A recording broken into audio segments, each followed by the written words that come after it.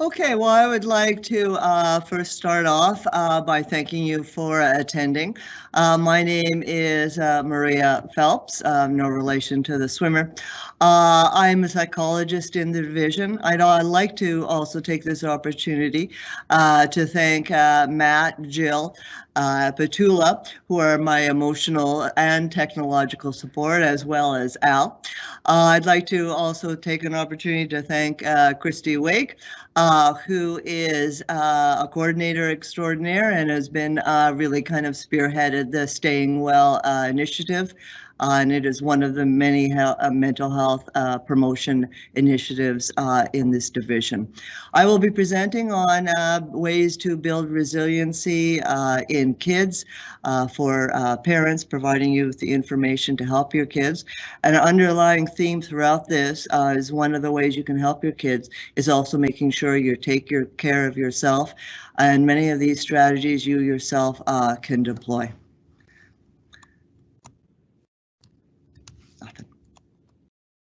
Okay, well, COVID. It has definitely resulted in an increase in stress. And when you're stressed out, that results in feelings associated with anxiety, so worry, nervousness, and internal distress. People are also reporting low mood and feeling sad. For adults, it may be concerns and worries around the economy. There may be feeling low mood and sad because you can't see extended members of the family, for example, grandparents and other loved ones. For kids, they are worried, reporting worries, especially around school, just the increased challenges, the different challenges associated with education during a pandemic. They are also reporting feeling sad. And it's really associated with not being able to see their friends. But kids have an additional challenge that adults really don't have. And that's really because their brain from ages 9 to 19 is really undergoing really significant changes. It is still developing. And the part of the brain that is less well developed results in a reduced capacity to cope with stressful situations, such as a pandemic. But we're going to give you all kinds of strategies to help these kids during this stressful time. One of the regions of the brain that's less well developed compared to adult brains is that of the thinking part of the brain. It's the prefrontal cortex. And it is involved in controlling mood. It is involved in controlling emotions, behavior, and cognition. And a really important part of its job is to turn off the stress response. The stress response emanates in a part of the brain known as the amygdala. It's the kind of specializes in emotions, but it really a specialty in fear, and that's where the hormone are released in response to stress. That thinking part of the brain, if we give it the strategies, because that part of the brain actually initiates and implements the strategies, such as something as simple as deep breathing. It will issue a command to the amygdala, you can calm down, I've got this. We're going to implement this anti-anxiety strategy. And that's what will result in turning off the stress response that emanates from the amygdala. One of the things we know also is teens react and tweens, so ages 9 to 19, I'm going to hereafter refer to them as kids, react with more emotions because that emotional center of the brain, that amygdala, is actually fully formed compared to that thinking part of the brain. And that's why kids can have such big emotions, and these emotions are even amplified even further just by the stresses and strains associated with the challenges of living during a time of a pandemic. But we've got good news. because we're going to give you the tools and the skills to help your child. And these tools and will help them deal with just during the stressful times of COVID, but skills they can deploy for the rest of their life.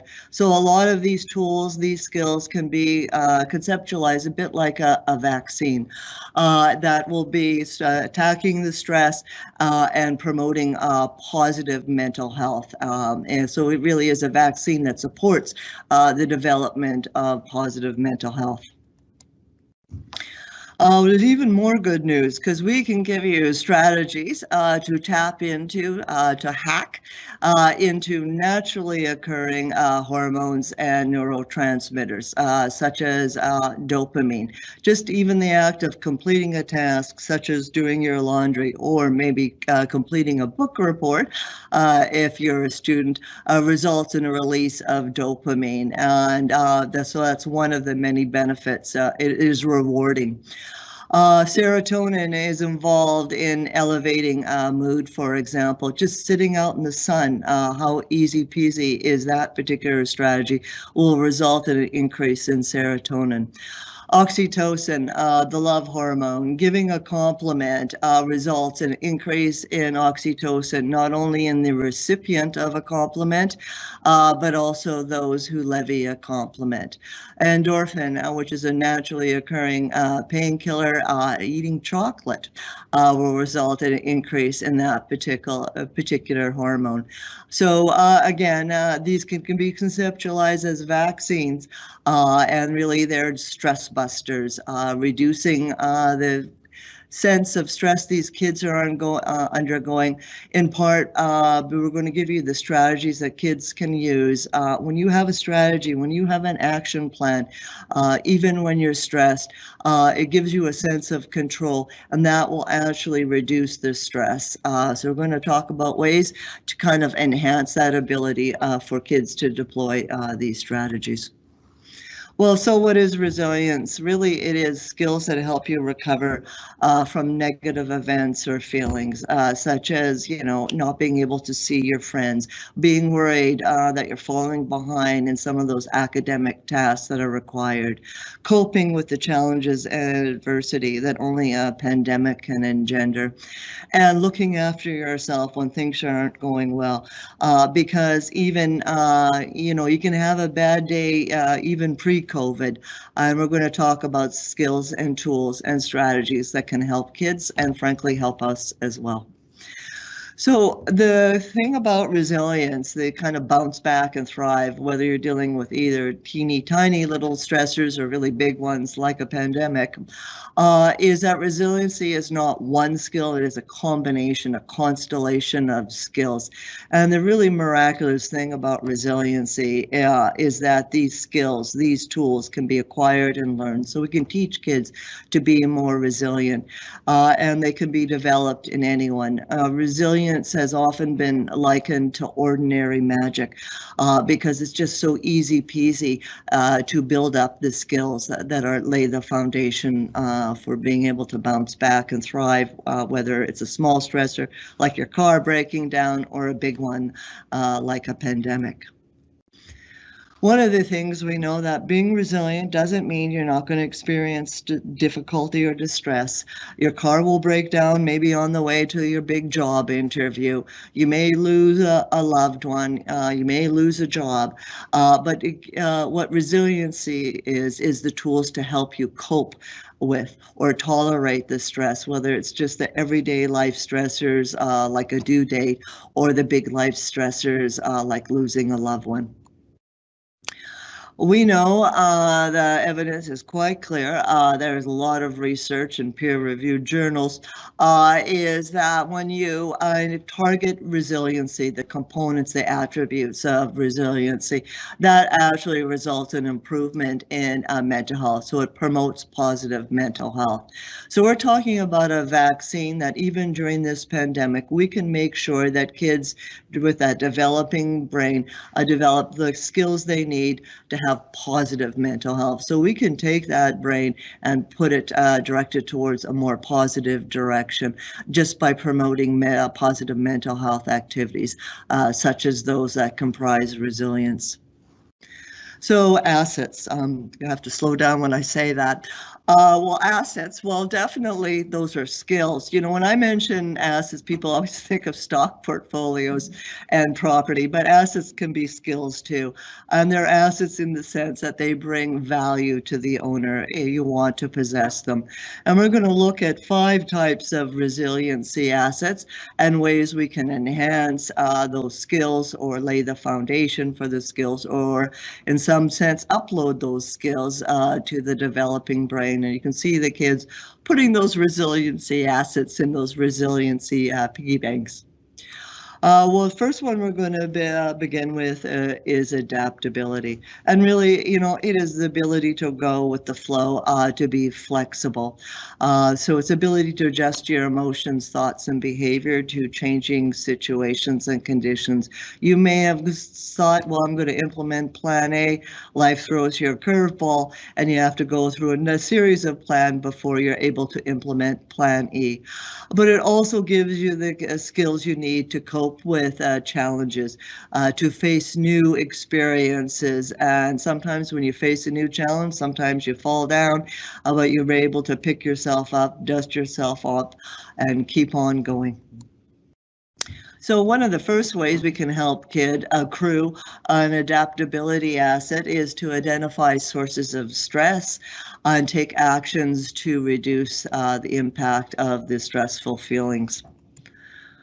So we know some of the sources of stress. Kids have told us there's data from everything from the CDC to the CMHA, the Canadian Mental Health Association, has been asking kids what's causing them stress. Really, it's school. It's just the change. For some kids, it's just missing that social interaction. It's missing that one-on-one contact with the classroom teacher. For other kids, it's just the challenges associated with the online learning. For other kids, they're good to go. But they would have these stresses about the due dates, the exams, even pre-COVID. And we know that even pre-COVID, some of these mental health challenges were increasing with kids anyways. Maybe they have the, you know, doing a book report, which if you think about it, is quite complex and a number of steps are involved. And we're going to talk about ways to help kids study not harder, not harder, but smarter. One of the things too kids are reporting is just that sense of isolation, and that's what makes them feel anxious and sad. And when you're stressed out, man, you can't sleep. And so kids are really reporting really disrupted sleep patterns. So collectively, they create an anxiety monster, but we're going to give them skills to turn them into anxiety warriors so they can literally fight back against anxiety. So some of the easy peasy 1, 2, 3 lemon squeezy tips are things like texting your BFF. There are tons and tons of apps that kids can download onto their phone. For example, Calm being one of the best ones, and many of them are free. Just giving the kids the skills they need to maybe practice deep breathing, to count back from 10, to visualize a happy place, to engage in distraction techniques by thinking about something else.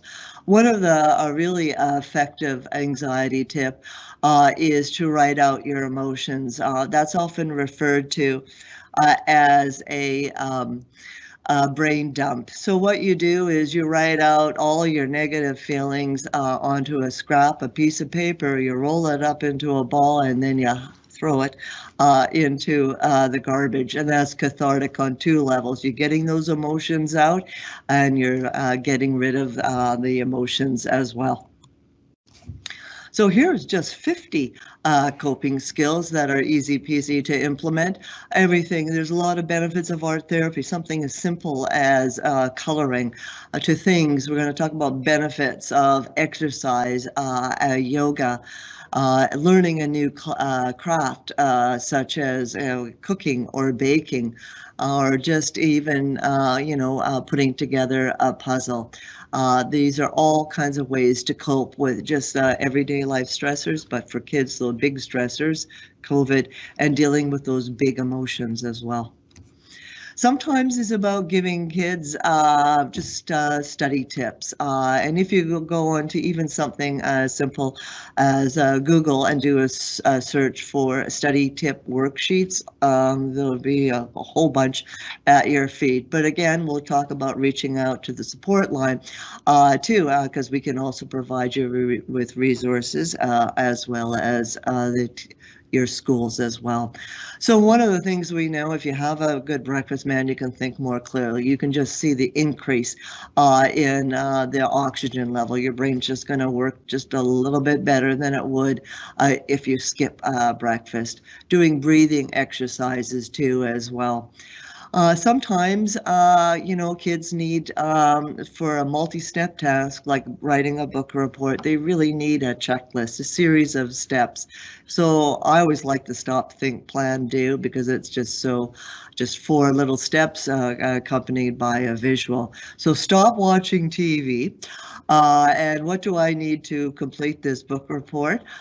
Step 1, get a book. Step 2, read a book. 3, make notes. And 4, write it up. And there's something really inherently reinforcing about crossing things off your list, whether it's a to-do list or stop, think, plan, do. And you might want to, I can't tell you the number of times kids have completed a book report but have failed to submit it to their teacher. So that might be an additional step on the planning stage and on that checklist. Well, journaling is an evidence-based intervention. It has a real positive impact on not only physical, but mental and emotional health as well. I talked about one of the purposes of just kind of getting it out, that kind of cathartic release, but it is also a way you can plan for positive change. Maybe it's a way writing about all the anxiety strategies that you can deploy when you're feeling stress, giving that thinking part of the brain initiating that command to maybe implement something as simple as writing down your feelings or planning for more positive change, what strategies you're going to be using going forward. You go to YouTube and just type in, journaling tips, and there will be a cajillion there. So these are just some of the 10 tips, everything from just it's okay to mess up. Spelling errors are irrelevant. I've had kids who have, really become really quite artistic. They will bejewel their journal. Other kids, there was calligraphy almost, and really incredible artwork. Are just some of the ways these kids can really kind of engage in something evidence-based intervention, a stress buster, a way to control those big emotions. Another way that kids can do this, if you have somebody who maybe ticks you off, you can write them a letter. Don't send that letter to, but that is another journaling activity that's really quite a powerful way to kind of get those feelings out. Their gratitude journal, just those 3 things every day that you're thankful for, or maybe just writing down those 3 things that are really, positive, focusing on what went well in your day instead of always on the negatives. Worst case scenario journaling. This is where you maybe you don't get into the university of your choice, or you don't get the job you want. This is where you write down your plan B. And when you have a plan of action, that is a sense of being in control, and that alone will also to reduce the stress. So give that thinking part of the brain a job to do. Exercise, tons and tons of research on this, just how beneficial it is. Everything from reducing stress to boosting self-esteem, decreasing anxiety, and importantly, improving sleep. We all know how much more clearly you can think when you've had a good night's sleep. This particular study, very prestigious medical journal, and really it was submitted by Canadian University, McGill, and looked at the impact of physical activity on that developing brain in kids from 9 to 19. And it could be, half hour in the morning and half hour in the afternoon or at the end of the day. And it turned out that kids who are physically active engage in exercise compared to kids who do not. These kids score higher on kind of tests of language, memory, attention, and learning. And those are skills that are not only important for school, but they're clearly important for life as well. There is all kinds of new research coming out that's showing the benefits of direct interaction with nature. They're now referring to it as ecotherapy just because of the benefits that accrue just from sitting outside for 10 minutes. So here are some of the health benefits that have been empirically proven. Reduced anxiety, depression, decreased stress, increase vitamin D, and definitely people can definitely concentrate better when they've been outside. So hiking, going for a bike ride, maybe raking your lawn, raking the parents' lawn, raking the next door neighbor's lawn, things like that. Can just 2 minutes already you're seeing a benefit. Just in a reduction in kind of stress-related physiological activity. And you can see right up there it says affordable, accessible, and equitable because they don't cost a thing and you can use them at any point in time. We're now going to talk about optimism, kind of really having a positive attitude. And that turns out to be important because if you're a glass half full kind of person, you actually live longer. So we're going to talk about ways we can kind of enhance that kind of positive thinking style, that positive attitude.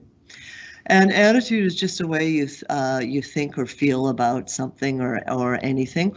It really is a mental outlook.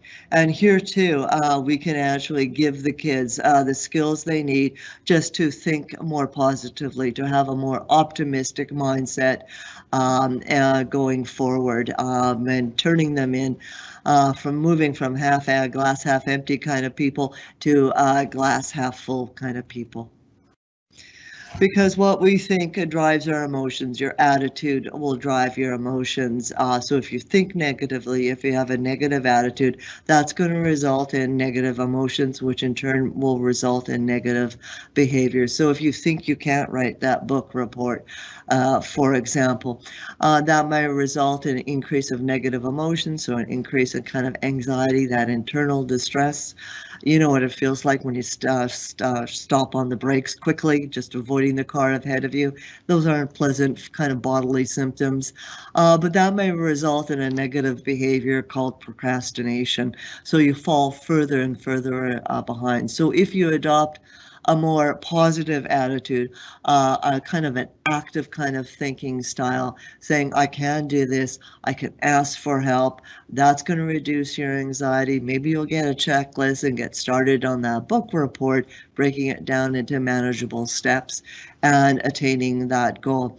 Because when you think positively, it is really, really good for your brain, hacking into all those happiness chemicals, for example. Look at that top tip for positive mental health during COVID-19 pandemic, and that's just thinking positively in addition to exercising regularly and having a balanced diet. So you can see a lot of these strategies are really quite simple to implement.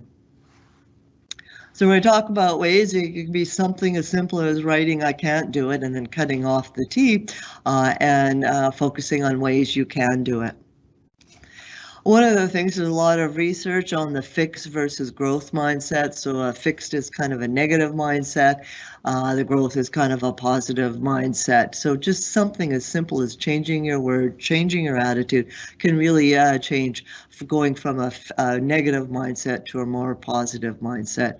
So maybe it's I'll never get this, math, for example, going to a more positive active, positive growth mindset is with a little help, maybe asking help from the teacher, asking help from your peers, asking help from a parent or a sibling, practicing those math skills. I can do this, are just some of the, just one way that you can go from a very kind of negative style of thinking to a very positive style of thinking. And one of some of the resources we've given you of all kinds of growth mind activities as well. You can also just type into Google growth mind activities worksheet or Pinterest, and Bob's your uncle, you got a whole bunch. So here I'm really good at maybe reading and writing, or maybe your child's having a little trouble with math. I can't do those multi-step math equations yet. But if I ask for help, if I actually contact that teacher and actually practice the skills needed to become very proficient at those math skills, I will be able to do math. But you can see how you can apply it to all kinds of situations as well, because your thoughts do matter.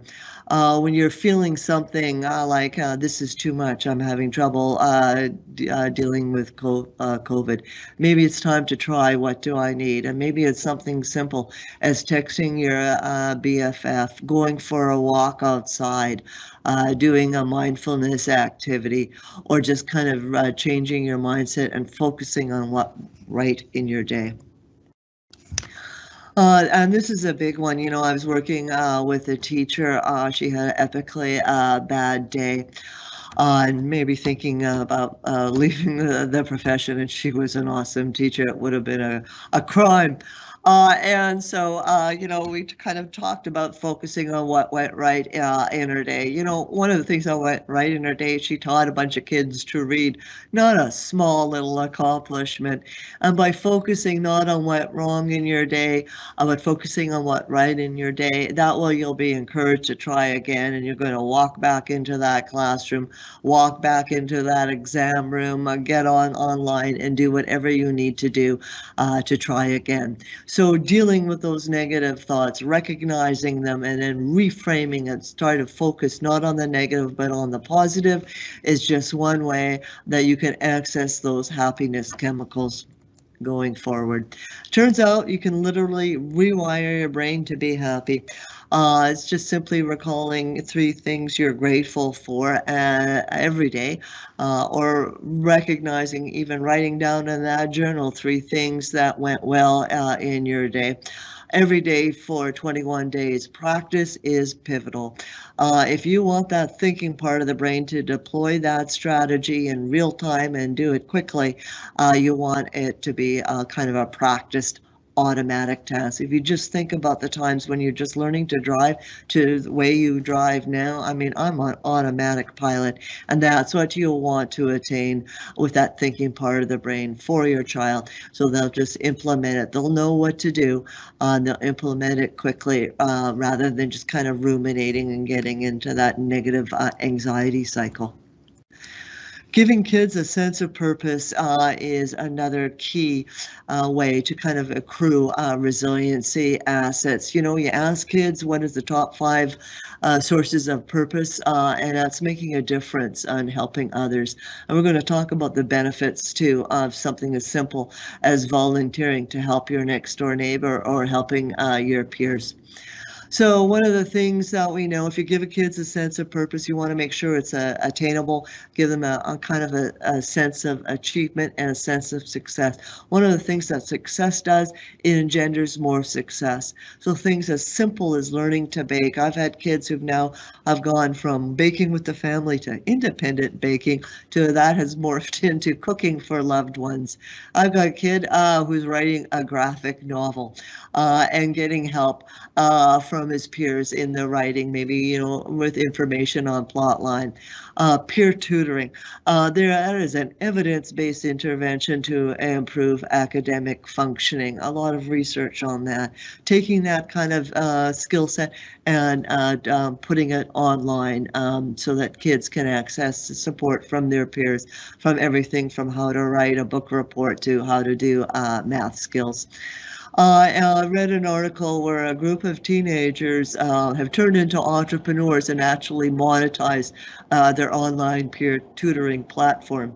Volunteer Manitoba is really a way you can actually log on to that site and all kinds of safe online volunteering opportunities. But as I mentioned previously, sometimes it's as simple as just helping somebody you know, just kind of local volunteering, that kind of one-on-one activity. But you can see all the benefits of having a sense of purpose there, from improved mental and physical health to enhancement of resiliency to decreasing the likelihood of depression.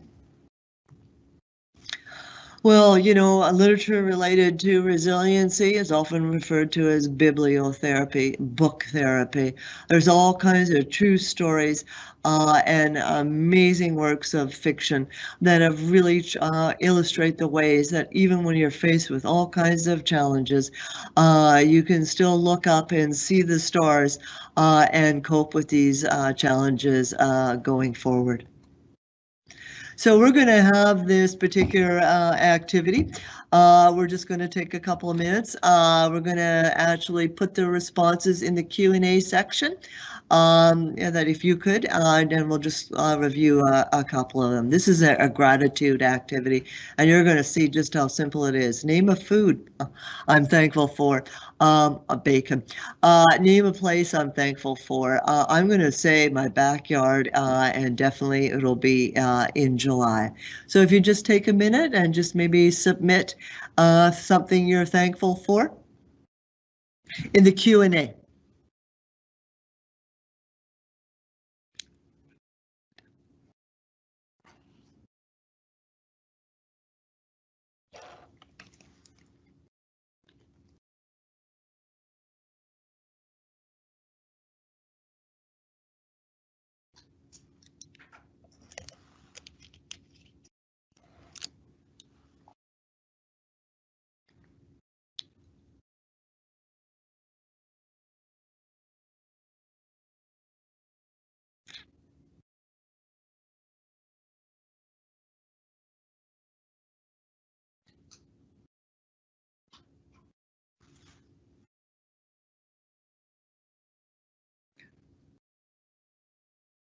Okay, so just name a food or place you're thankful for.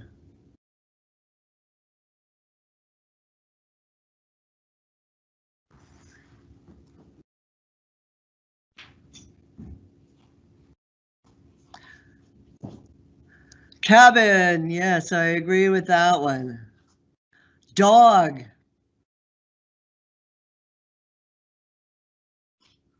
Latte, awesome. But you can see just how simple that is. And just, we're going to take one more. Garden, totally agree with you, totally agree with. That's an awesome activity. Just seeing the things come up and grow, it's so rewarding. And I even like watering and weeding. And the last one, sushi, okay. And camping, absolutely. And being outdoors. So we're going to go on now and look at some other ways we can enhance resiliency assets, such as emotional assets, the way we can help kids accrue them. Well, one of the ways you do is to be aware of emotions and how they impact. Know that negative emotions definitely can result in an increased kind of a stress response. People report, it has a negative impact on digestion. It has a negative impact on your heart. But having a positive emotions have proven health benefits, including improvements in cognitive function, so learning and memory. Laughter makes your blood flow more freely. Having a positive attitude lowers the risk of a heart attack. Now, this is an easy peasy game. You can actually make it part of your game night activity. It is actually kind of fun to do. You can use it with Smarties, or you can use it with M&Ms. You can model it for your child, or you can slide it across and surreptitiously slide it across to them and ask them what one thing makes them happy. And for example, a red M&M for me would be summer. A brown M&M for me would be something like, another 5 inches of snow. But it is a fun and engaging activity that you can do just on game night, or you can just do it one day at a time. Plus, you get an M&M. Well, we know that kids have big emotions just because that part of the brain is just more fully developed than kind of the brakes of the brain, that thinking part of the brain. And we know some of these emotions are even bigger during a time of COVID. There's all kinds of ways that we can get kids to help kids to manage those big emotions. One of the things we know that when you pair visual with verbal information, that really helps not only in the acquisition of that information, but the ability to retrieve it and deploy it in real time. So here, one of the ways we have that is having, you always have your hand at hand. So the thumb here is, I've had a social worker worked with her, and she would always say to kids, it's okay to be angry, it's not okay to be mean. And that would be your thumb here. But you can see how you can work your way across those 5 fingers. Everything, from asking for help from a parent or your peer, to drawing or writing about how I feel, to taking time to calming down. One of the quick strategies is literally counting down backwards from 10. It engages that thinking part of the brain, and that thinking part of the brain is focused on doing that activity, and that's why the amygdala calms down. This is some other activities here. Again, all you gotta do is go to Pinterest or to Google. I like this one because it's kind of a rhyming title, and that's a way to kind of help kids remember, especially when they're stressed out. Slow down, calm down. You can see that right off. It involves that deep breathing. We're going to talk briefly about the benefits of that. There's 5 things you can see or do, but you'll notice right at the bottom is list something positive about yourself, and I really like that because that's really getting kids to focus on the positives as well. There's also a 3-step coping step to dealing with those big emotions. The first may be to breathe in and out, take slow, deep breaths. The second step maybe be count back from 10. And my final step will maybe be, to engage in some sort of distraction technique, maybe visualize a happy place. There are additional tips for controlling your emotions during a time of COVID, and that one of that is really recognizing what you can control. You can control maybe, how you talk to people. Maybe times with a pandemic, there are things you can't control. You can't control when the pandemic will end, but you can control making sure you keep safe by washing your hands, social distancing, and wearing a mask. So focusing on the things you can control. This is one that really combines all the elements. You've got journaling, you've got artwork, you've got a clear delineation of strategies that you can deploy. So if you go scan your eyes downward, you can see focus on the things you can control. It's been highlighted and colored in. At the top is a bad day does not equal a bad life. And sometimes reminding kids about that is just a way, because it is true. There may be next day may be a totally different type of day. I like this one. What ways to tell myself when I'm feeling anxious? You can see quite clearly here And this PowerPoint will be available, I believe, at a later date on the website. So one of the things that is really critical, you know, I've been talking about the amygdala as if it's a bad thing. It's actually a good thing. When an armed intruder breaks into your house, that amygdala preps your body to either run like hell or stand and fight. So it's a bit of a guard dog. So thank you, anxiety, for always trying to look out for me, but it's okay now. I've got this. I've got the strategies I can deploy when I'm feeling anxious because there isn't an armed intruder. I just have a looming deadline, which I got to get that book report submitted in. Some additional tools, muscle relaxation. So at the bottom of your feet, you tense your muscles in your feet, and then you relax and you work all your way up to the top of your head. I like visuals. One of the things that visuals, when paired with words, just kind of really helps in memory and learning and acquisition and retrieval. So breathing in the soup and blowing out the candles. You can just do that a couple of times, and it really kind of helps and centers and grounds you and helps you to deal with all kinds of stresses. There are additional tools, and many of these tools are part of the divisional initiatives, such as Moda Yoga and Making Sense of Mindfulness, Keith McPherson. Meditation is also a real evidence-based intervention. And sometimes something as simple as listening to music. You can use music to calm yourself down, but you can also use music to elevate your mood as well. Here are some mindfulness activities. They're actually quite simple. Again, they are in many of the workbooks that we have given you, but you can literally, I got these right off the from Google and Pinterest.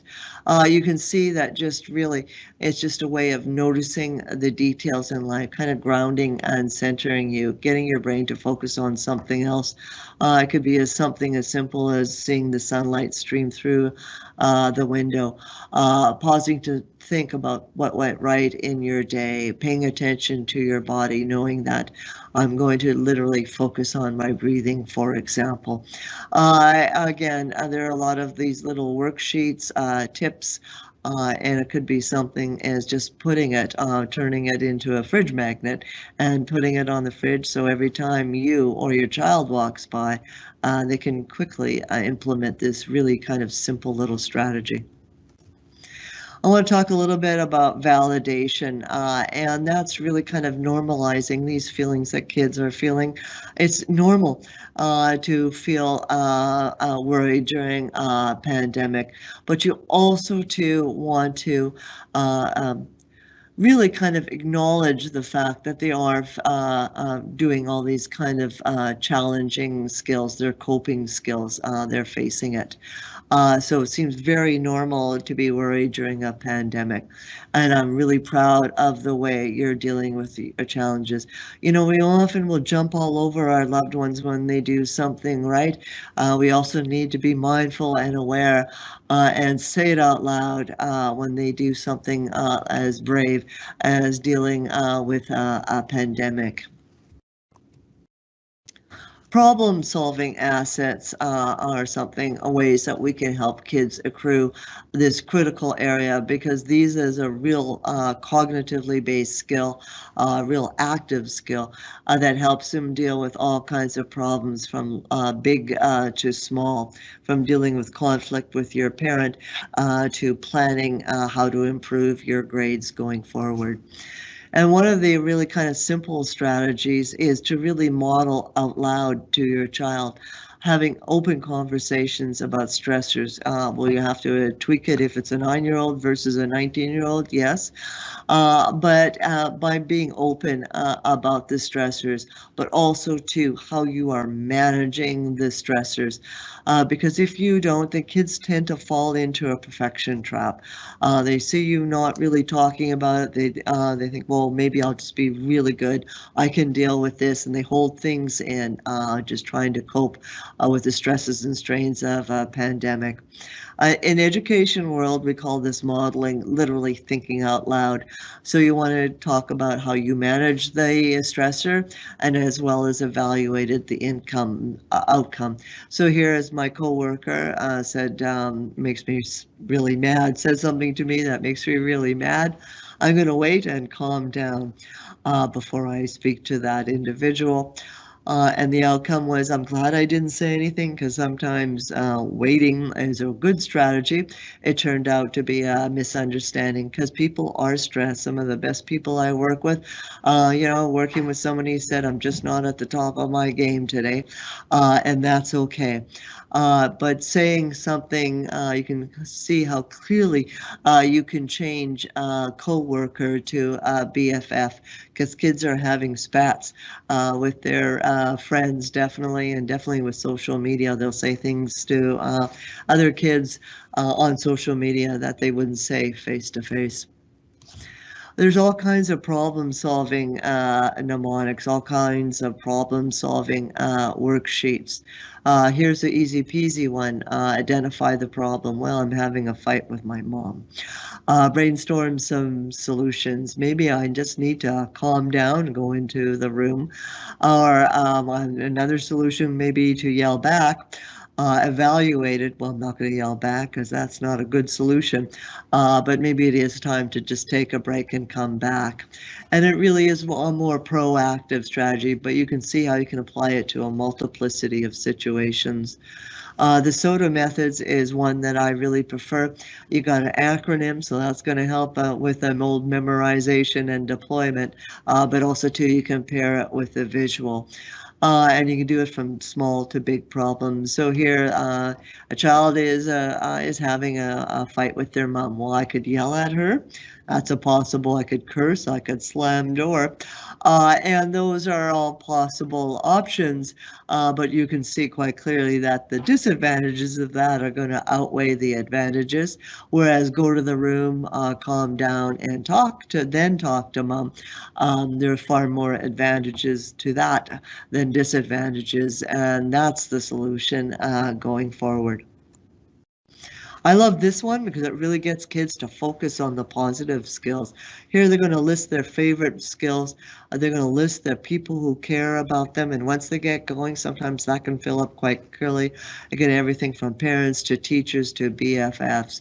Tips for the body. Here's where they're going to write down those proactive tips for maybe when they're feeling that anxious feeling. Everything from exercising, taking the dog for a walk, to deep breathing, to yoga, to meditation. My helpful, happy thought will be maybe I'm just going to think more positively. I'm going to focus on the good, not the bad. And maybe the happy, relaxing place is the cabin, for example. One of the other ways we can be really proactive is to be kind to yourself. And one of these ones really is to really kind of engage in more positive self-talk. You can just see here all the benefits that accrue when we engage in positive self-talk. I work with a lot of kids. Sometimes kids will say things that'll break your heart, like I'm stupid and I'm a loser. And when you do that negative self-talk, serotonin drops, endorphin drops. As soon as you start talking positively, those brain hacks, those happiness chemicals will be elevated. I like this one because it combines a whole bunch of things, really kind of that positive thinking, positive self-talk, and the skills of a journal, from focusing on things. I felt good when the technology worked today. Thank you, Al. I felt the best part of today was technology. I often get nervous before I give a presentation, so I thought, oh, God, please make that technology work. And thank you to my tech team, including Al. So something I love about my life today was the technology. Again, this was something that I just literally got from the internet. It can be fun and engaging activity you can work through with your child. You can maybe focus on one box a day, for example, but it is a way to get kids to think more positively going forward. So one of the ways that you can engage in healthy self-talk is to kind of reframe it, rejig it. So I've had kids who say, I'm so dumb, but now what they need to rephrase it as, whoops, I made a mistake. Kids forget that the first time you do something, you're not going to be perfect at it. Sometimes practice is required. I'm sure that Slash, the guitarist for Guns N' Roses, first time he picked up a guitar, he did not play the opening chords to Sweet Child O' Mine. I love this activity. It is fun. So you can name, you can model it. Name one thing you do well, and then ask your adolescent, your teen, or your tween. It is also really a good activity for when you're spending time with the contents of your bubble, and maybe the kids have gone to bed. It is a really kind of fun and engaging activity. It gets adults and kids to focus on things that have gone well for them, as well as something that somebody said to you that made you feel good. So just going to take a brief minute here. If we could get some your input. Something that went well today was, well, you know my answer. It was technology. But here we're getting a... Oh, right. Okay. Sorry, I keep forgetting there's a delay. Sorry.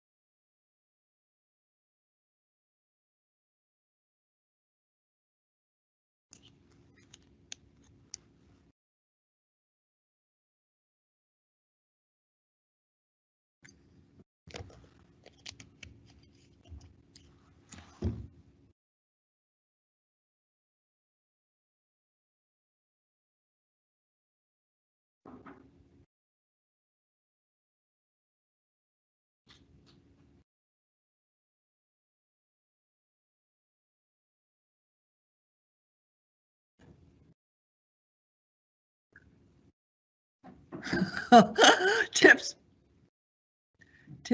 to help kids who sometimes you can love them, but sometimes you do want to help them deal more effectively with those big emotions going forward. And we're just going to take one more because I am mindful of the time. Oh, totally agree. Totally agree. The weather was lovely. You know, I was driving around today and just people's moods, they were outside just raising their oxytocin, their serotonin and dopamine.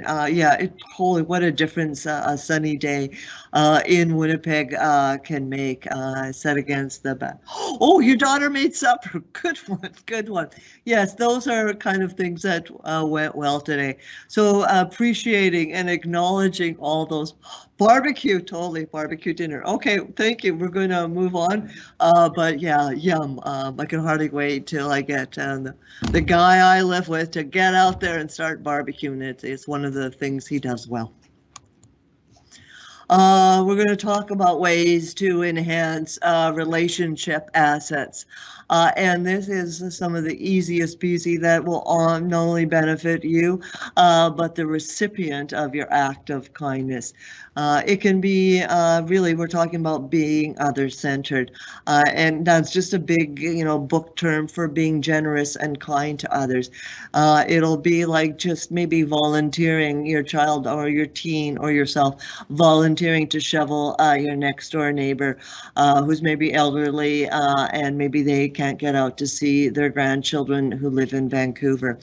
And some of those stories, I used to always fly to Vancouver like a goose flying south to see my extended family there, and it's been 2 years. Definitely, it could be something as taking out the garbage. Maybe your child will volunteer to do that without being asked. That'll make you feel good and he or she good as well. Or mowing your neighbor's lawn, for example, as well. Because we know that when you're kind, when you compliment, when you do an act of kindness, you help others, that increases the feel-good chemicals in the recipient of that act of kindness, but also you yourself. So something as simple as giving a compliment is mutually beneficial for both parties. It literally is a win-win situation. Because people need, a lot of people just need someone to be kind today. COVID has just made people more stressed. I've worked with a lot of awesome people, and sometimes really good people can just have difficulty dealing with stress and maybe say something that, under ordinary circumstances, they wouldn't say it at all. So giving yourself slack, giving your teenager a slack as well, and your co-workers is sometimes a really good intervention as well. And don't forget to say please and thank you. It's so easy. And I'm guilty of this, definitely saying thank you when a loved one does something that I've requested several times, but they do it. I forget to say thank you. Sometimes it's just an eye roll, but I need to say thank you as well. This one I love. I love doing this with kids, but it is also too fun to do with adults as well. But maybe it's something where you literally are, making a card for someone. Maybe it's a neighbor who's working in a hospital, or maybe it's a classroom teacher or a principal or whoever, just a card for someone, or maybe that next door neighbor who's living by themselves, writing a nice letter to someone. And maybe when you're playing this with your child, they'll roll a 1 and they will clean something without being asked. And that's having that positive, optimistic mindset going forward. So we're just going to ask you to name a person you are thankful, or name anything of your choice you are thankful. I'm now aware of the 40-second delay. We're just going to take maybe one answer. A person I'm thankful for, really, I'm thinking about my emotional and technological support team who have made all of this possible. And name anything of your choice. I would say it is literally anything of my choice. I have to agree with you. Today was a beautiful sunny day. I loved it.